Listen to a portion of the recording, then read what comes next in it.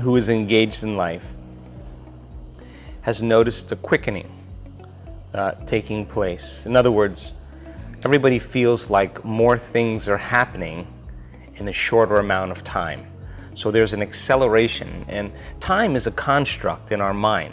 There's no circuitry, there's no hardware in our brain to be able to understand time. It's a construct based on our past and how we predict the future. But information is so readily available in our world right now that in an age of information, ignorance is a choice. So you don't need an authority to gain information any longer. You don't need a priest. You don't need a governor. You don't need a doctor. You don't need a teacher. You can access information at your fingertips. So then as you begin to discern the information with discernment, the proper and right information, you begin to develop some type of empowerment, because all of a sudden you're seeing possibilities that you never saw before without that information. So you wake up, you become more aware. So the knowledge creates awareness, awareness creates consciousness, consciousness and energy are connected. So there's a change in energy globally going on with the world. Now that knowledge and that change of energy has effects on paradigms that are no longer a vibrational match with that new level of consciousness. So you see a political systems unraveling. You see economic systems unraveling. They're unspiraling, they're unraveling. They can't sustain themselves with this new energy. You see journalism, the environment, education, religion, medicine, it's all unraveling because something greater has to come as a result of a change in consciousness. Now, no victims here, because you and I negotiated from a soul level to be here at this time. This is the time we've been waiting for. This is where it's happening in the Milky Way. It's happening here because there's a true coming of a new consciousness. It's not one person that's coming. It's a group, it's a collective consciousness that's emerging. And emergence is one mind, one heart. And the way you control people is you give them misinformation based on emotions. You control people by controlling their emotions. And media and television and advertisement is a great seduction, that people can watch the news and get really angry, then change the channel, and watch a football game and get very excited, then change the channel and watch a sitcom and laugh, and change the channel and watch a drama, and you can change your emotional state because of technology. So then it means then most people are relying consciously or subconsciously on things outside of them to make them feel a certain way. And yet, because there's such a persistence in this energy, when the feeling goes away from that stimulation, here comes that other feeling again. And the energy is accelerating those feelings. So you can talk about the consciousness of the planet, you can talk about solar flares, coronal ejections, the center of the universe lining up, all these end of a cycle. All of this energy is endorsing who you're being, period. So you want to be a victim? Get ready. The energy is going to support you in that. You are going to live it fully if you're truly engaged in human transformation. And you're truly engaged in opening your heart, truly engaged in the supernatural and the mystical, and you're sincere, that energy is going to thrust you to that outcome, to that end. And so there's this turbulence going on with human beings where we're stuck between two worlds, and there's no relief. You can't get relief from anything. So if you do a drug, if you go to a football game, you go shopping, yeah, the feeling goes away, but when the novelty of that feeling wears off, here comes the old feeling of emptiness and insecurity, and people now are no longer going to church to find the answers, or no longer believing in governments any longer. They're looking for answers that are practical.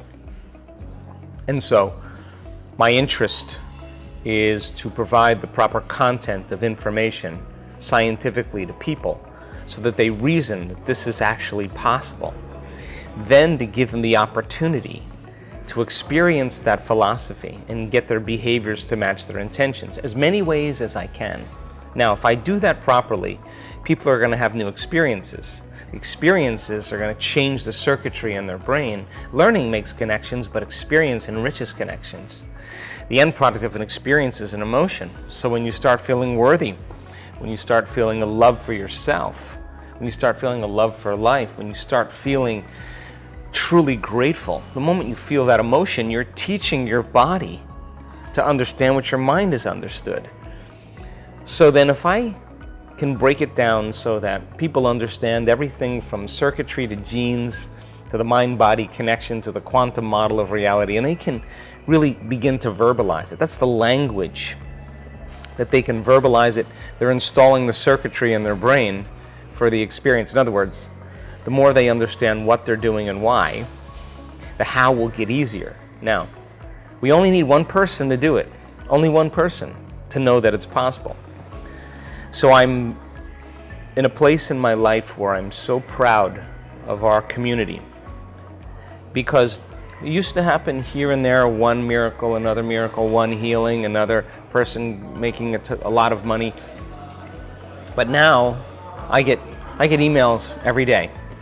I had 2 emails, 2 people with stage 4 cancer, brain tumors, in 1 week. 50 brain tumors with this one man, 9 tumors in his brain stem, 20 seizures a day. The doctors told me he wouldn't make it through the night 3 times. He just went for his radiological report. I have the report. 49 out of 50 tumors are gone. Now, that's evidence. That's evidence. It's stage 4 cancer. He turned that battleship all the way around.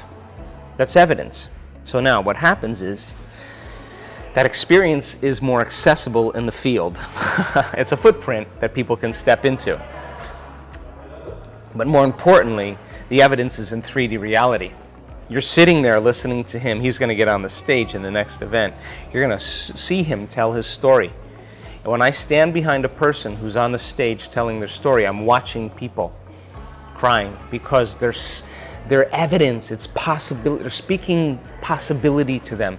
They're the example of truth. They're living truth. They're the living example of possibility. You cannot go back to being the same person again after one of those. Now, it's not happening once, it's not happening twice, it's the 4-minute mile. Once the 4-minute mile is broken, everybody did it. And we are piercing a veil. And it's happening in the quantum, and it's happening in matter. It's happening in this 3-dimensional reality. And there's a momentum taking place. And so this is the time to be alive. This is the time to be here. This is the great moment. Everybody's interested. Everybody's interested in what we're doing, because this is the telltale moment if human beings have what it takes to truly be able to solve the problems that we've created from a limited level of consciousness, from a greater level of consciousness. The answers are all around us. We just got to wake up. Whatever it is, from global warming to politics, to monetary systems, it's all there. We just have to emerge as a collective that's connected by the energy of love, of gratitude, of freedom, and to not shrink in fear or hostility or suffering as these changes take place, because now we're at the same vibrational energy that's created them. And so we have to change our attitude and invite these changes and believe that something greater is coming. You see, we are the people that we're waiting for. That's it. We're the people we're waiting for. So why not just wake up? So if I can contribute to that evolution in some way, if me personally, it's not about Joe Dispenza. I have no interest in that. I've given that up a long time ago. What I do have a fundamental interest in is what's possible for human beings, and it should never be about me, it should be about them. because I want them to experience their own empowerment. And you can't tell me you're too old. You can't tell me you're too sick.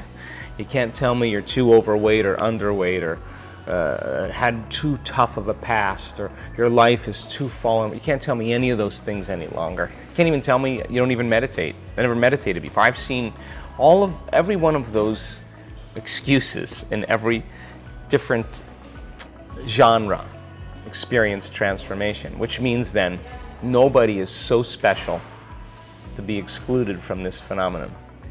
And so I hope that I leave a mark in some way that empower people to no longer believe that they're limited. It's so easy to believe we're limited.